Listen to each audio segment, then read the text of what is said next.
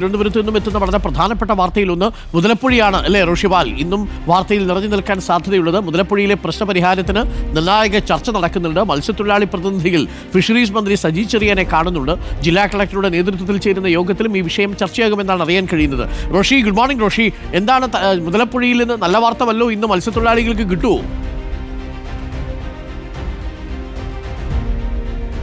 Good morning doctor Arunkumar. മുതലപ്പുഴയിൽ മത്സ്യത്തൊഴിലാളികൾ അനുഭവിക്കുന്ന വലിയ പ്രതിസന്ധി, ആ പ്രതിസന്ധി പരിഹാരം കാണണമെന്നാവശ്യപ്പെട്ട് സമരവും ശക്തമാണ്.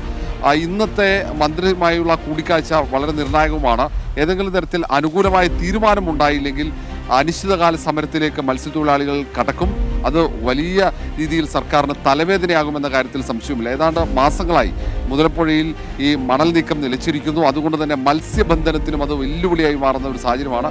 മത്സ്യത്തൊഴിലാളികൾ ഒന്നാകെ പട്ടിണിയിലാണെന്ന പരാതിയാണ് അവർ ഉയർത്തുന്നത്. ഇന്ന് മന്ത്രി സജി ചെറിയാനുമായി മത്സ്യത്തൊഴിലാളികളുടെ പ്രതിനിധികൾ കൂടിക്കാഴ്ച നടത്തും. വൈകിട്ട് കലക്ടറുടെ നേതൃത്വത്തിൽ നടക്കുന്ന ഹാർബർ മാനേജ്മെന്റ് സൊസൈറ്റിയുടെ യോഗത്തിലും ഈ മുതലപ്പുഴയിലെ മത്സ്യബന്ധനവുമായി ബന്ധപ്പെട്ട പ്രതിസന്ധി പ്രധാന ചർച്ചയാകുന്നുണ്ട്.